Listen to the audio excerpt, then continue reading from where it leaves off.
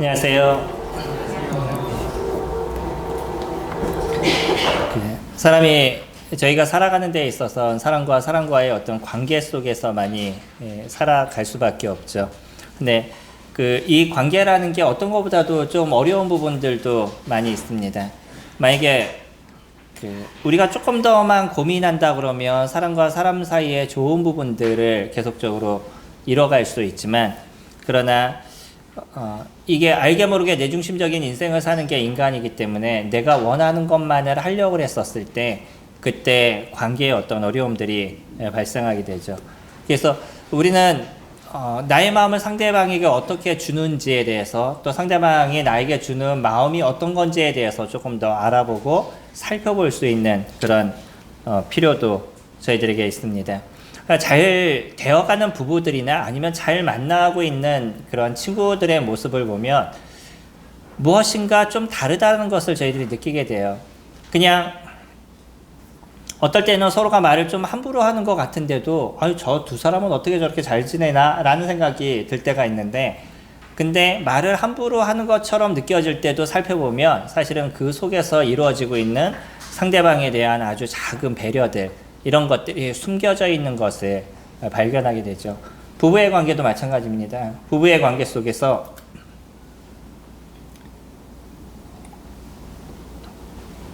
이 부부가 잘 살아가는 부부들을 저희가 살펴보면 거기에는 서로의 알 수 없는, 잘 느껴지지 않는, 보이지 않는 그런 어떤 배려들, 이런 배려들이 그 가운데 숨겨져 있고, 그것이 서로가 이해가 되고 서로가 인정이 되는 모습들을 갖고 있죠. 우리가 사실은 이제 배려라는 얘기도 살펴보면 나는 다른 사람을 배려했는데 상대방은 오히려 그것이 어려움이 되는 경우들도 없지 않아 있죠. 그래서 배려라는 이 자체도 그 상대방이 도움이 될 수 있는, 그 상대방이 원하는 것들을 이뤄갔었을 때 그게 진정한 배려의 모습이 될 겁니다. 어떤 면에서는요, 오늘 주님이 하시는 일을 저희들이 살펴보게 되면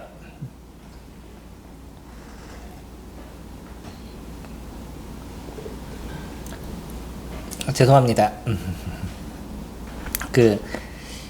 지방을 좀 내려갔다 오고 일주일 내내 캠프와 연결이 돼서 갔다 오고 이러니까 몸 상태가 조금 안 좋으면 목 상태가 여전히 함께 오더라고요. 그래서 그냥 가만히 있을 땐 상관이 없는데 얘기하다 보면 목이 좀 안 좋아서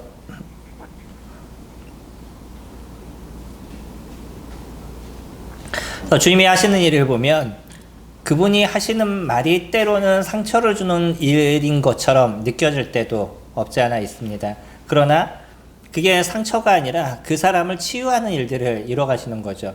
베드로를 향해서는 주님은 그런 얘기까지 하셨습니다. 사단아, 내 뒤로 물러가라 라는 표현을 쓰기도 했죠. 선생이신 그분이 제자에게 사단이라는 표현을 썼었을 때 그 베드로의 마음에 어떠한 상처가 되었을까요? 또 예수님께서 내가 이제 죽으러 가노라 라고 얘기했었을 때, 죽는다라고 얘기했었을 때 베드로는 제가 주님과 함께 하겠습니다 라고 얘기를 하죠. 네가 오늘 나를 3번 부인하리라고 얘기했었을 때 내가 죽을지언정 주를 부인하지 않는다고 아주 당당하게 이야기를 합니다. 제자의 입장에서 나는 주님을 위해서 내 마음을 다 드리겠습니다 라고 얘기하는 사람에게 네가 나를 부인할 거야 라고 얘기하는 이야기를 들으면 이 베드로의 마음 가운데 그것은 또 어떠한 상처가 되었을까요? 저희는 일반적으로 생각했었을 때 이건 나에게 상처를 준 거야, 예수님이 나의 마음을 모르는 거야, 나의 충심은 그가 알지 못하는 거야 라는 생각을 갖게 하는 부분이지만, 그러나 그 일이 진행되는 오늘의 메시지를 살펴보면 왜 주님이 그와 같은 얘기를 하셔야 됐는지, 왜 그것이 그를 향한 작은 배려의 모습이었는지를 저희가 살펴볼 수 있습니다.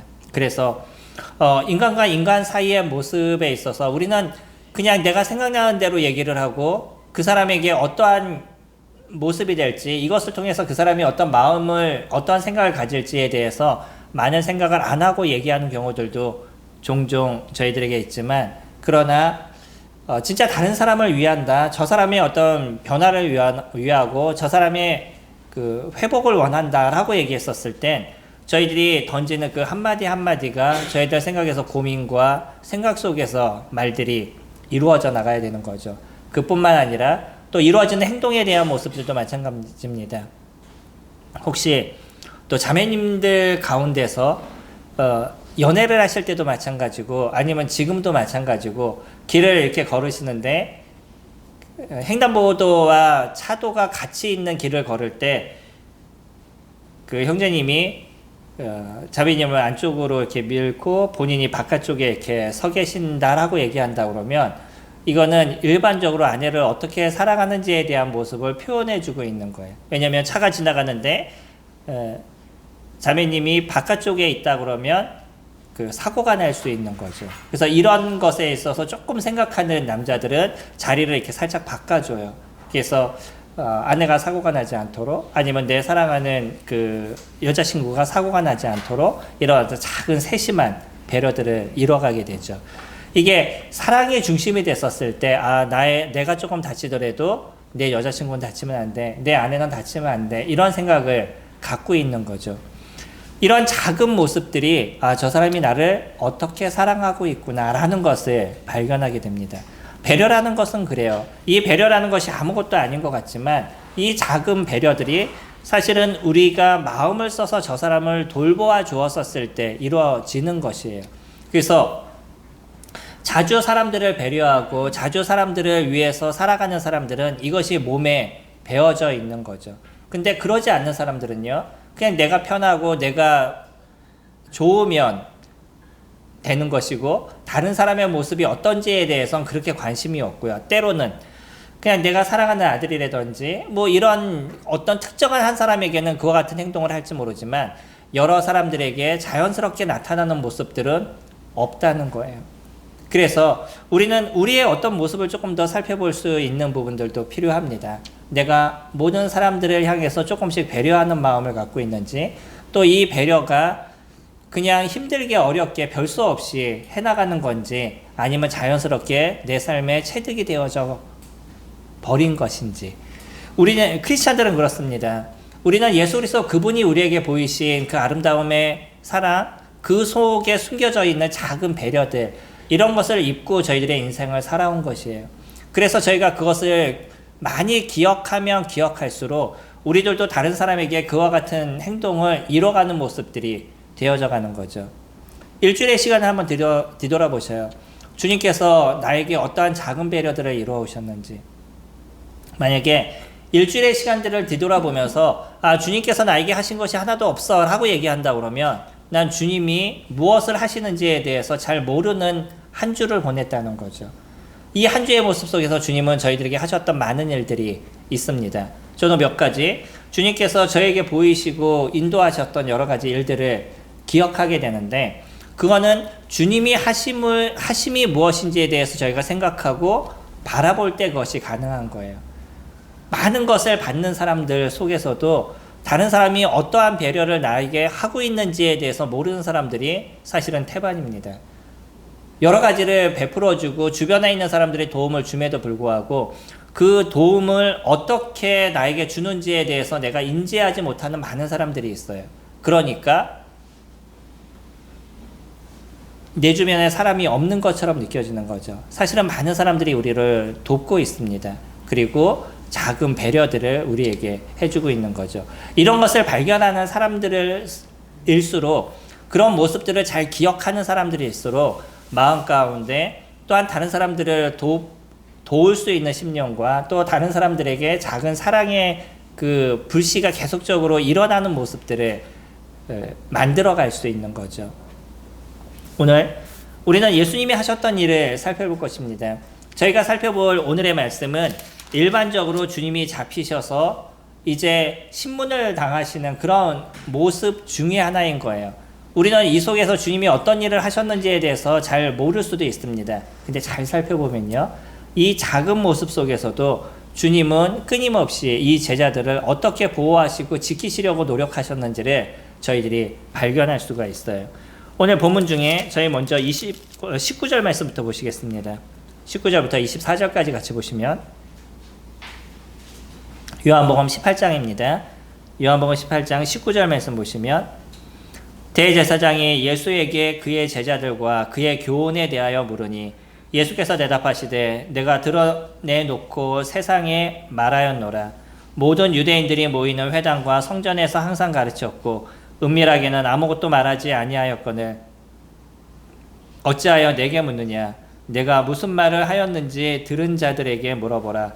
그들이 내가 했던 말을 아느니라. 이 말씀을 하시며 곁에 섰던 아랫사람 하나가 손으로 예수를 쳐 이르되 내가 대제사장에게 이같이 대답하느냐 하니 예수께서 대답하시되 내가 말을 잘못하였으면 그 잘못한 것을 증언하라. 바른 말을 하였으면 내가 어찌하여 나를 치느냐 하시더라. 안나스가 예수를 결박한 그대로 대제사장 가야바에게 보내니라.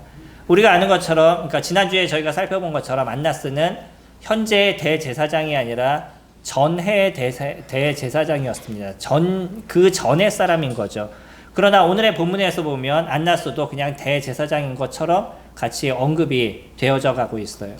왜 예수님이 신문을 당하실 때 전 대제사장에게 갔다가 현 대제사장에 가야 되는지 말이 꼬이죠. 그 이유에 대해서는 저희들이 정확하게 알 수 없지만 그러나 오늘 주님께서 신문 당하시는 걸 보면 그 전 대제사장에게 가서 먼저 신문을 당하십니다. 근데 그 사람은 전 사람이기 때문에 원래 정해져 있는 율법에 대해서 조금 틀어진 얘기를 해도 조금의 문제가 없었던 거예요. 만약에 현재 우리가 재판을 받는데 그 재판관이 정해져 있는 법에서 잘못된 것을 얘기한다 그러면 문제가 발생할 수 있겠죠. 그런데 이거는 공식적인 재판이 아니라 비공식적인 재판이다 보니까 안나스는 조금 편법의 모습을 사용합니다. 이 편법의 모습이 뭐냐면 원래는요, 그 피고인에게 그 사람이 왜 그와 같은 행동을 했는지에 대해서 먼저 질문하지 않게 되어져 있어요. 이스라엘의 법에서는. 무엇을 하게 되어져 있냐면 증인들을 먼저 세우고요. 이 증인들이 이 사람이 어떤 잘못을 했습니다라는 것을 먼저 이야기하게 되어져 있어요. 근데 오늘의 본문을 보게 되면 안나스는 무엇부터 시작하게 되냐면 네가 왜 그와 같은 얘기를 했니? 넌 어떤 얘기를 했니? 네가 얘기했던 걸 한번 먼저 얘기해봐 라고 질문을 하고 있죠. 조금 다른 얘기를 먼저 이야기를 합니다. 그래서 여기 안나스가 질문한 것이 두 가지가 있어요. 19절에 첫 번째는 뭐냐면 그의 제자들에 대해서 어떤 제자들을 데리고 있니? 라고 먼저 질문을 하고요. 두 번째는 예수님께서 하셨던 교훈, 말씀하셨던 그 교훈이 무엇이냐라고 이야기를 합니다. 두 가지를 질문하고 있죠. 왜 제자들에 대해서 질문을 할까요? 이 안나스는요, 혹시 예수님을 잡아서 십자가에서 죽게 만들면 이 제자들이 어떠한 폭동을 일으키거나 아니면 사람들을 모아서 무엇인가 문제를 일으킬 수 있을 거라는 생각을 아맘리아 갖고 있었어요. 그렇기 때문에 무엇을 먼저 파악해야 되냐면 이 제자들이 누군지에 대해서 먼저 파악해야 될 필요가 있던 거죠. 그렇기 때문에 안나스는요, 제자들이 어떤 사람인지에 대해서 먼저 질문을 했고요. 두 번째는 그가 어떤 교훈으로 이야기를 했는지. 왜냐하면 예수님께서 하신 말씀에 대해서 잘못된 것을 책잡아야 되기 때문에 어떤 얘기를 했는지에 대해서 그것을 질문을 하죠. 오늘의 본문은 그 질문이 무엇인지는 정확하게 드러나 있지 않습니다. 그러나 우리가 다른 데서 살펴보게 되면 네가 이 땅에 온 메시아냐 하나님의 아들이냐 라고 질문을 하고요. 예수님은 그렇다라고 거기서 또 말씀을 나중에 하시게 되죠. 여기에서는 주님이 무엇을 이야기를 하고 계시냐면 내가 성전에서 이미 다 얘기했어. 근데 왜 굳이 여기서 또 다시 물어보는 거야? 다른 사람에게 가서 물어보면 내가 어떤 얘기를 했는지 들었던 유대인에게 물어보면 내가 무엇을 얘기했는지 충분히 알 거야 라고 오히려 대제사장을 책망을 합니다. 그래서 이 이야기를 들었던 대제사장의 아래에 있는 사람들, 주로 밑에 있는 사람들이 충성심을 드러내는 경우들이 많이 있잖아요. 이 밑에 있었던 그 아랫사람이 예수님을 때렸습니다. 그러면서 네가 어떻게 대제사장에게 이렇게 함부로 얘기할 수 있느냐고 예수님을 책망을 하죠. 예수님의 입장에서 이와 같은 모습이 됐을 때 어떤 느낌이셨을까요? 본인이 만들었던, 본인이 창조했던 인간이 함부로 얘기한다고 자신을 때리게 됐었을 때 예수님의 심령이 어땠을까요? 주님의 마음은 많은 힘듦과 아픔의 모습이 그 가운데 있었을 겁니다.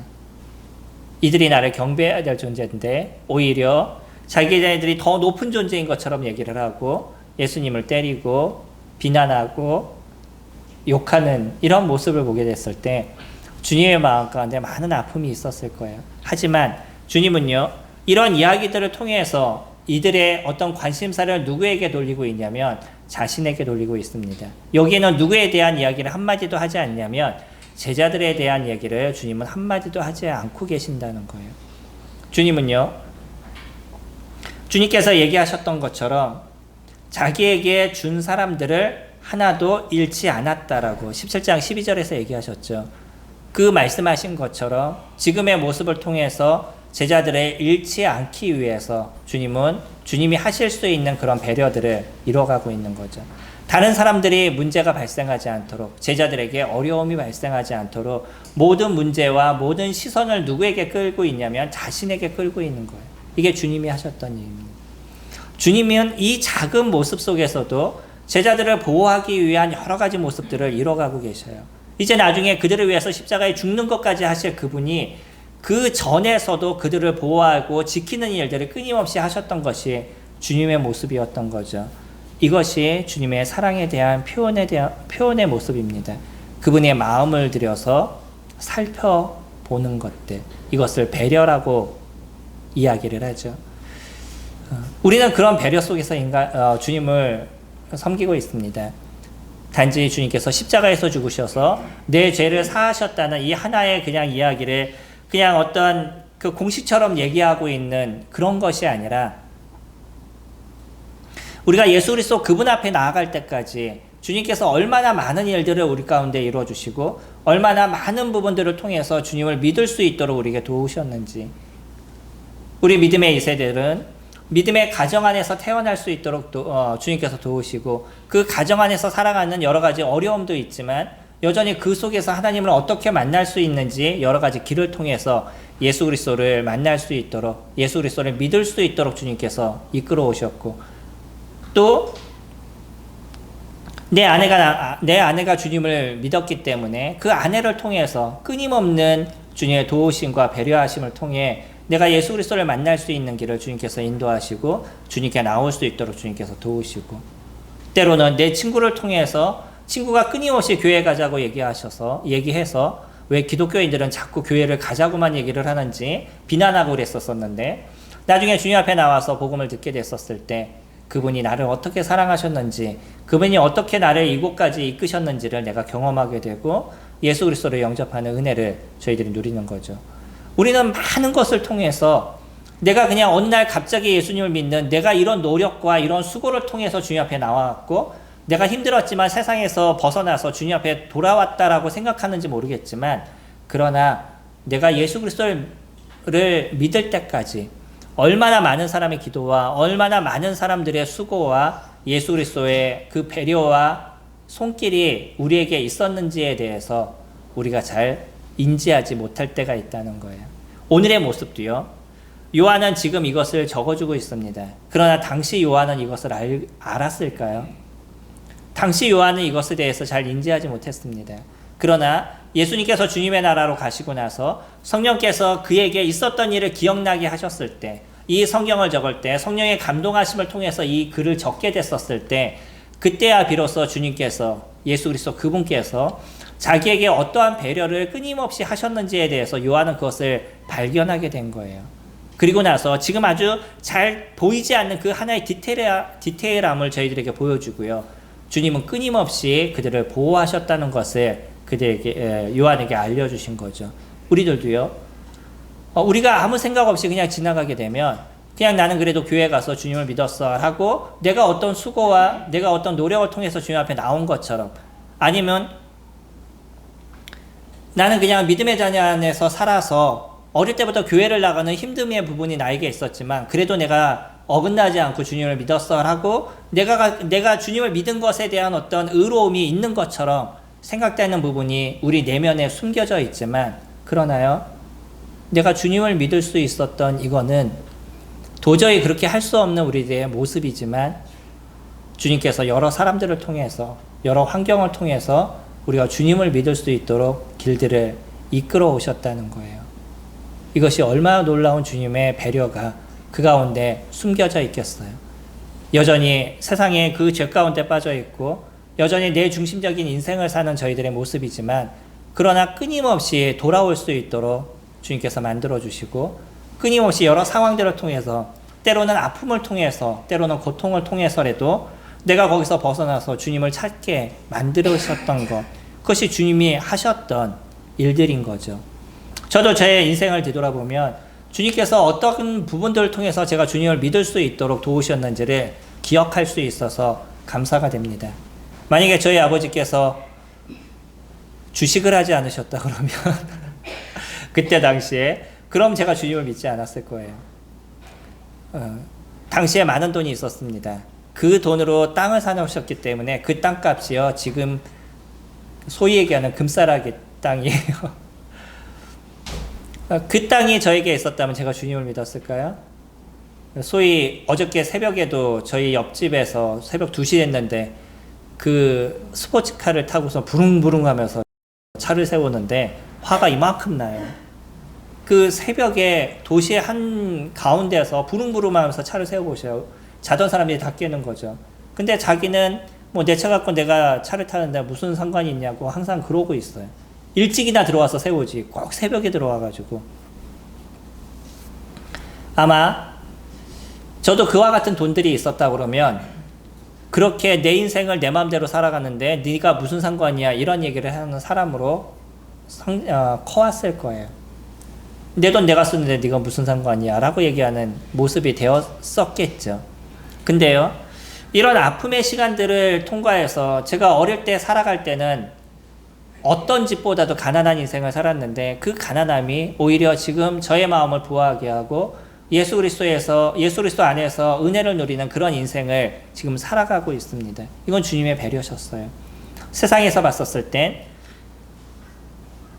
참 넌 힘들게 살아 라고 얘기할 수 있는 부분이지만 그러나 주님 안에 들어오고 나서 내가 주님 안에 있기 때문에 이것이 나에게 주어진 얼마나 큰 은혜고 축복인지를 경험하는 인생을 저희가 살아가고 있는 거죠. 이런 배려는요, 예수 그리스도의 사랑이 그 가운데 숨겨져 있다는 것을 저희들이 알게 되고요. 우리는 또 그것을 기억할수록 어떤 인생을 살아가냐면 우리도 다른 사람을 향해서 조그만의 어떤 배려들 이런 것들을 이루는 삶으로 변해가고 있는 거예요. 성도님들이 하루를 살아가시면서 또 주변에 있는 성도들을 보면서 이 성도들에게 나는 어떤 것을 이루어갈지 고민하는 시간들이 되어져 가지 않으면 그러면 우리는 성도들을 향해서 무엇인가 돕는 일들을 이뤄가지 않는다라는 걸 생각하셔야 될 겁니다. 우리들의 배려는요, 순간순간 이루어지게 돼요. 어떤 사람이 무엇인가 필요하게 됐었을 때 그것을 그분이 잘 인식하지 못하거나 하지 못할 때 옆에서 보이지 않게 도와줄 수 있는 것. 세상에서 이거 친데레라고 보통 얘기를 하죠. 아무것도 아니고 아무것도 안 해주는 것 같지만 옆에서 무엇인가 살짝 도와줘서 그 사람이 도움이 될 수 있도록 해주는 것. 이런 것이 사실은 크리스찬들의 모습인 거죠. 주님은요, 우리에게 이와 같은 사랑을 베품을 통해서 우리들도 다른 사람을 위해서 그와 같은 인생을 살아가라라고 이야기하고 있는 거예요. 내 가족, 내 식구들, 이런 사람들만 바라보면서 인생을 살아가는 것이 아니라 내 주변에 있는 얼마나 많은 사람들이 있는지 그 사람들에게 나의 어떤 작은 도움과 나의 어떤 작은 배려를 통해서 그 사람들이 예수 그리스도를 믿을 수 있도록 돕는 역할, 그것이 저희들이 해야 될 일인 거고요. 우리 성도님들에게 그런 어떤 배려를 통해서 성도님들이 조금 더 안식이 되고 성도님들이 조금 더 유익이 되는 인생을 살아갈 수 있도록 도와주는 것들, 그것이 우리가 해야 되는 그런 일들인 거잖아요. 저희가 함께 모여서 감사함으로 인사하고 밝게 함께 맞이하고 마음으로 함께 기도하는 이런 모든 것들이 그 사람을 사랑하는 마음에서만 이것이 가능하지 그러지 않고 억지로 해보셔요. 이것처럼 힘든 게 어디겠어요. 그래서 저희는요, 그리스도의 사랑을 저희들이 끊임없이 덧입는 인생을 살아가야 되고 이번 일주일을 저희가 살아가는 인생 속에서도 주님께서 나에게 베푸신 것이 무엇인지를 자꾸 찾아보고 생각하고 감사하는 인생을 살아가게 됐었을 때 그때 나도 당연하게 다른 사람을 위해서 베풀 수 있는 모습들이 되어져 가겠죠. 두 번째로는요, 베드로에게 하셨던 주님의 모습인데, 저희 15절 말씀 보시면, 요한복음 15장에 시몬 베드로와 15절입니다. 시몬 베드로와 또 다른 제자 한 사람이 예수를 따르니 이 제자는 대제사장과 아는 사람이라.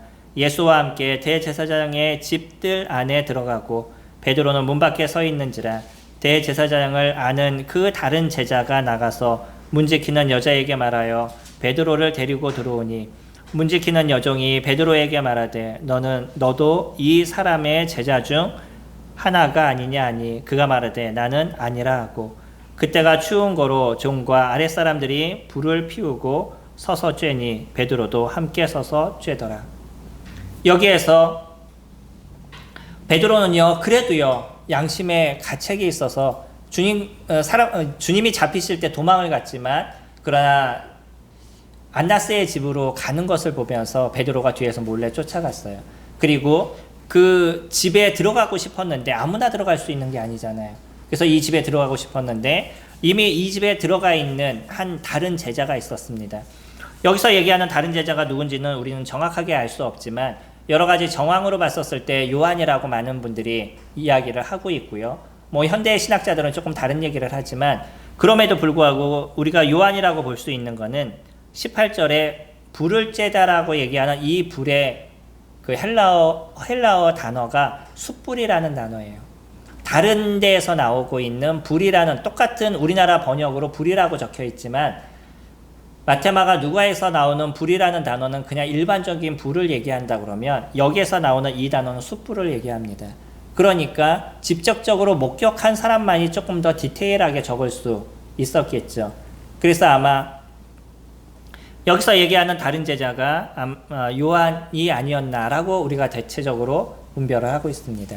그래서 이 다른 제자가 누구하고 친했냐면 안나스와 친했었어요. 어떤 관계로 친했는지는 정확하게 알 수 없지만 안나스와 친해서 이 집을 마음대로 드나들 수 있는 그러한 권한이 있었던 거죠. 베드로가 뒤에서 밖에서 들어오지 못하는 것을 보고 이 다른 제자가 나가서 이 베드로를 데리고 들어옵니다. 그러면서 사람들이 같이 걸어가는 것을 보니까 지키고 있었던 여종이 아무 얘기도 안 하고 통과를 시켰는데 자세히 살펴보니까 이 사람이 예수님과 같이 있었던 사람인 것 같아요. 그래서 물어보죠. 너 저기 잡혀있는 예수와 같은 장소에 있었던 사람이잖아 라고 물어봤더니 베드로가 뭐라고 얘기해요? 나는 아니야 라고 얘기하고 들어갔습니다. 그리고 나서 시간이 흘렀어요. 우리가 그 다음에 19절 말씀 조금 전에 살펴봤던 말씀인 거죠. 이 시간이 흐르면서 베드로는요 기다리고 있었어요. 근데 첫 번째 무엇을 했냐면 아니야 라는 이야기를 했죠. 그리고 조금의 시간이 흘러서 이제 25절에 보시면 시몬 베드로가 서서 불을 쬐더니 사람들이 묻되 너도 그 제자 중 하나가 아니냐. 베드로가 부인하여 이르되 나는 아니라 하니. 시간이 조금 지나서 또 그 하인이 물어봤습니다. 아무리 봐도 당신은 예수라는 사람과 같이 있었던 사람이야 라고 얘기했더니 베드로가 아니라고 또 얘기해요. 근데 여기에서는요 조금 단순하게 얘기합니다. 아니라고 얘기하는데 저희가 마태복음이나 이렇게 찾아보면 뭐라고 얘기하냐면 절대 아니다. 네가 무슨 소리를 하는지 내가 알 수가 없다라고 얘기해요. 그리고 마지막에 그 다음에 보시면 26절에 대제사장의 종 하나는 베드로에게 귀를 잘린 사람의 친척이라 이르되 내가 그 사람과 함께 동산에 있는 것을 내가 보지 아니하였느냐. 이에 베드로가 또 부인하니 곧 닭이 울더라. 자신이 직접 봤대요. 내가 직접 보고 하는 얘기야. 너 분명히 예수라는 사람과 같이 있었어. 그랬더니 베드로가 뭐라고 얘기하냐면 내가 맹세하되 절대 아니야 라고 얘기를 합니다. 이게 마태복음에서 나온 얘기예요. 그리고요 둘째 하인과 셋째 사람이 얘기하는 이 시간도 마태복음에서는 1시간 정도 시간이 흘렀다라고 얘기해요. 그러면 베드로가요 3번 부인하는 게 그냥 순간순간 아니야 라고 얘기하는 3번의 부인이 아니라 그 부인하는 시간이 오랫동안 걸렸던 거예요. 어떤 사람이 물어보고 시간이 조금 흐르고 어떤 사람이 물어보고 1시간의 시간이 흐르고 이런 시간이 자꾸 흘렀었을 때 베드로는 고민해야 됐던 거죠. 내가 지금 무엇을 하고 있는 거지? 내가 뭐라고 얘기하고 있는 거지? 라고 고민을 했다 그러면 마지막까지 이렇게 3번이나 부인하는 모습은 되지 않았을 겁니다. 아니면 주님께서 이전에 먼저 얘기하셨잖아요. 너희가 나를 팔리라 라고 했을 때, 그리고 여기 있는 사람 중에 누가 나를 팔리라고 이야기하고 너희가 나를 다 버리라고 얘기하셨을 때 베드로가 나는 절대 예수님을 버리지 않겠습니다 라고 얘기했었죠. 그때 주님이 하셨던 얘기가 네가 오늘 닭 2번 울기 전 3번 나를 부인하리라고 아주 자세하게 설명을 하셨어요. 베드로가 만약에 그것을 조금 더 고민하고요. 그래, 나도 그럴 수 있는 존재야. 나도 무서우면 예수님을 부인할 수 있겠지. 조심해야지. 라고 생각을 했다 그러면 베드로는요. 예수님을 부인하는 모습이 되지 않았을 수도 있었습니다. 그런데 베드로가 뭐라고 얘기하죠? 제가 절대 예수님을 버리지 않겠다고. 내가 죽는 한이 있어도 그러지 않겠다라고 얘기를 하죠. 베드로는 자기를 믿었어요. 자기가 예수님을 여태까지 섬겨오고 여태까지 예수님을 쫓아왔는데 내가 갖고 있는 충심이 무엇인데 내가 예수님을 어떻게 버려? 라고 베드로는 자기를 의지했었습니다. 그런데요. 예수님이 잡히시는 모습을 보면서 처음에는 의협심이 나서 칼을 뽑아다가 말고라는 그 대제사장의 종의 귀를 잘랐었는데 귀를 자르고 나서 조금 뒤에 그 현실이 자각하게 되는 거죠. 현실을 자각하게 되죠. 그리고 나서 무슨 문제가 생길지 자기가 죽을지도 모르는 이런 상황임을 인식하고 베드로는 도망을 갔었어요. 그래도 양심의 가책에 있어서 뒤에서 졸졸 쫓아왔다가 결국 그는요 예수님을 3번 부인하는 일을 이뤄가게 됩니다. 중간중간 자기가 어떠한 부인을 이룰지를 생각할 수 있는 시간이 존재했었어요. 그럼에도 불구하고 베드로는요 마지막 3번까지 예수님을 부인하고요. 24절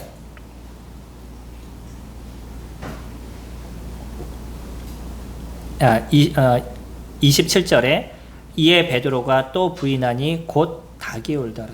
3번째 부인하고 나섰을 때 닭이 울었습니다. 그때 베드로가 얼마나 울었을까요? 다른 곳에서는 베드로가 나가서 슬피 울더라 라고 이야기하고 있습니다. 이때 자각이 된 거예요. 내가 예수님이 나에게 하셨던 얘기, 내가 그것을 기억하지 못했구나. 예수님은 나에게 이미 이와 같은 문제가 일어날 거라고 얘기해 줬음에도 불구하고 나는 그 얘기에 대해서 신경을 쓰지 않았었구나. 결국 나는 예수님을 부인했구나 라는 그러한 자신에 대한 원망과 많은 생각들이 또 주님에 대한 미안함이 그가 눈물을 쏟는 하염없이 울어야 되는 이런 모습까지 되어졌던 거죠. 근데 만약에요 예수님이 이것을 먼저 알고 있었다는 것에 대해서 베드로가 생각하지 않았다 그러면 베드로가 주님 앞에 나가는데 상당히 두렵고 미안했었을 겁니다. 그리고 쉽지 않았을 거예요. 근데 이미 예수님께서 이것에 대해서 알고 있고 베드로에게 이것을 먼저 이야기해 주셨기 때문에 베드로가 갖고 있었던 충격, 예수님께 다시 나아갈 수 있는 그 마음이 훨씬 더 편해졌다는 거예요. 주님은 일부러 그것을 얘기하셨습니다. 베드로에게. 그래서 네가 이와 같은 문제를 일으킬 건데 네가 이와 같은 아픔을 나타낼 건데 그래도 나는 너를 사랑해. 그래도 내가 너를 받아줄 거야. 그러니까 너는 나에게 와. 라는 그 무언의 암시가 그 가운데 숨겨져 있으셨다는 거예요. 우리는 베드로의 부인에 초점을 맞추는지 모르겠습니다. 근데 더 중요한 건 주님의 배려가 그 속에 있으셨다는 거예요. 그리고 나서 베드로가 주님을 버리지 않는, 여전히 그가 그의 인생을 주님 앞에 드릴 수 있도록 주님은 그 모든 것을 계획하시고 준비해 오시고 있었다는 거죠. 이것이 주님이 베드로에게 베푸신 모습이었었어요.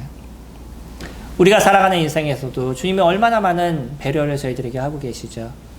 내가 여전히 주님을 놓치고 여전히 쓰러지는 인생을 살아갈 때도 그것에서 일어날 수 있도록 많은 상황들을 통해서 저희들을 일깨워 주시고요. 또 거기서 힘을 얻을 수 있도록 여러 가지 모습을 통해서 주님께서 일깨워 주시고 내가 읽었던 주님의 말씀을 통해서 돌이킬 수 있도록 도우시고 많은 방법을 통해서 하나님 그분을 바라볼 수 있도록 끊임없이 일을 하시는 것이 주님이십니다.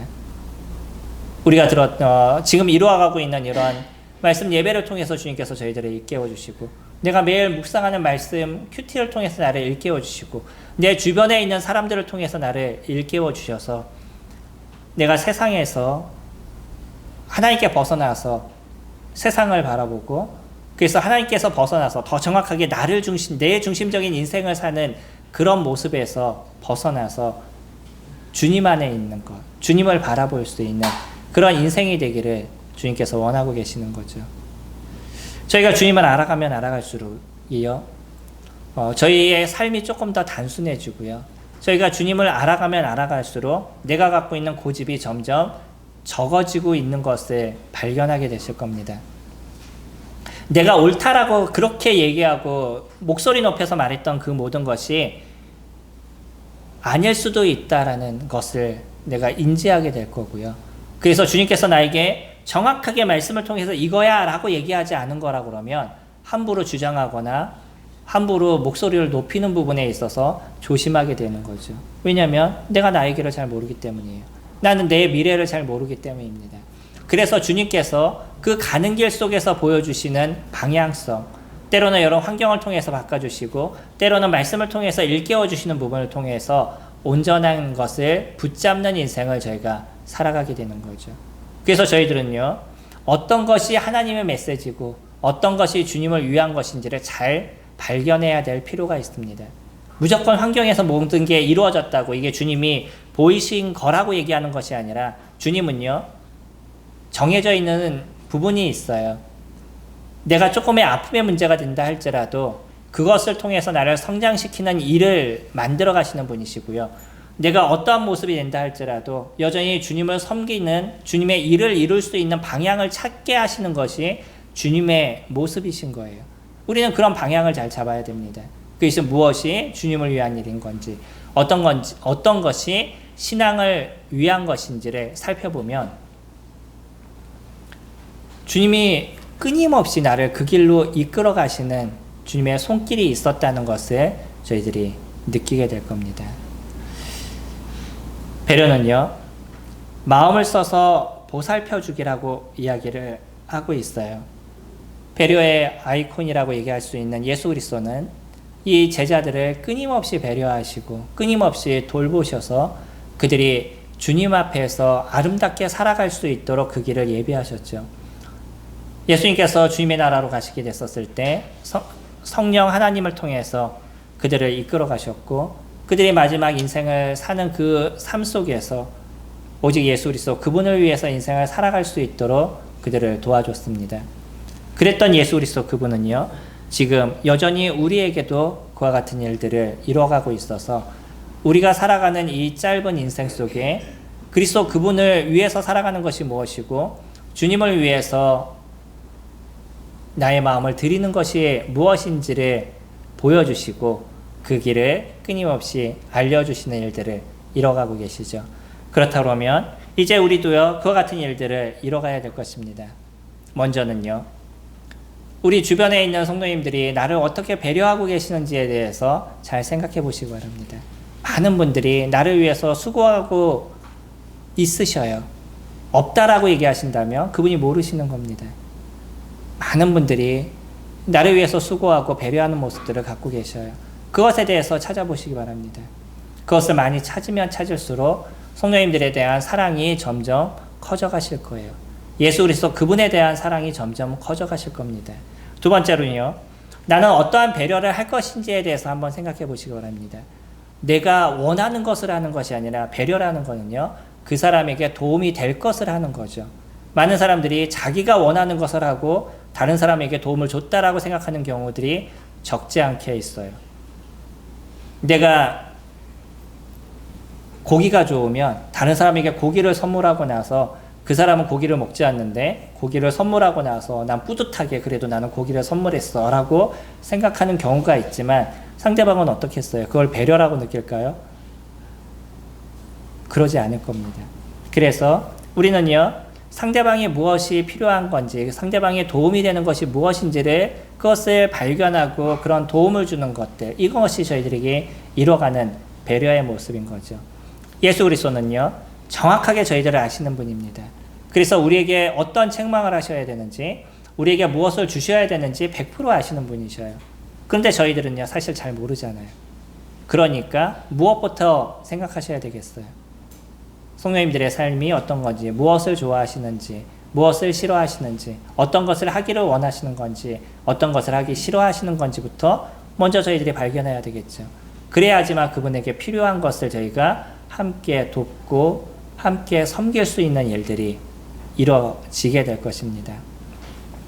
오늘 저희들은요, 예수 그리스도 그분이 하셨던 그 아름다운 배려들, 그래서 이 제자들이 믿음 안에서 바르게 살아갈 수 있는 길을 인도하셨음을 저희들이 같이 살펴봤습니다. 그렇다면 저희들도 이제 어떻게 우리는 예수 그리스도 그분을 따라서 함께 나누는 인생을 살아갈지 고민하는 저와 성도님들이 되기를 소망합니다.